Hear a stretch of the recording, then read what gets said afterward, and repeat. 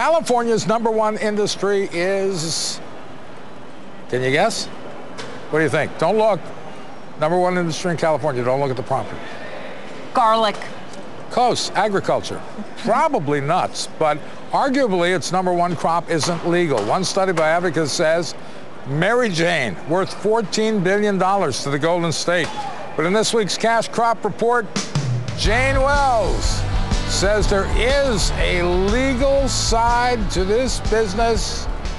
Oh, yeah, Jane?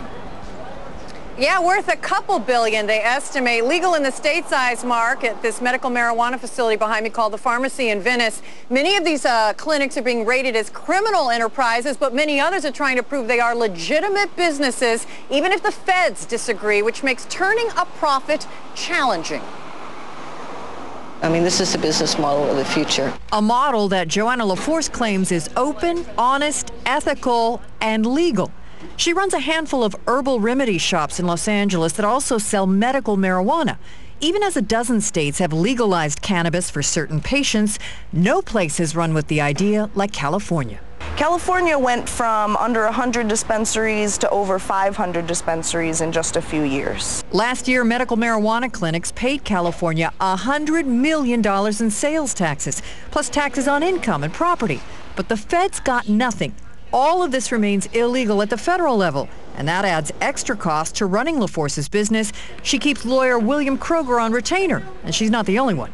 I'd say we represent about 20 to 30 in the Los Angeles area. Kroger charges over $400 an hour usually, and he gives would-be clinic owners tips like, don't steal electricity to grow. Guns are a bad idea. The DEA is not as big as you think it is, and the burden of proof is now on the government to prove your assets were bought with ill-gotten gains.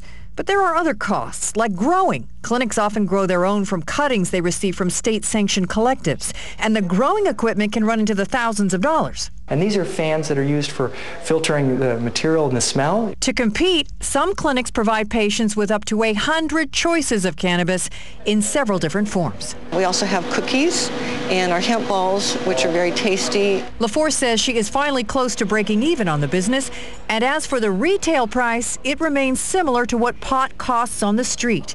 Even if clinics could charge less, many don't, afraid it will encourage buyers to turn around and resell at a profit.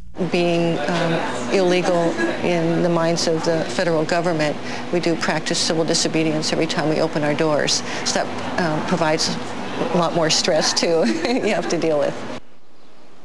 Now, next hour on the call, a great story. A California university is certifying would-be growers and clinic owners. Mark, they see a real business opportunity there. Back to you. All right. Thank you very much, Jane Wells.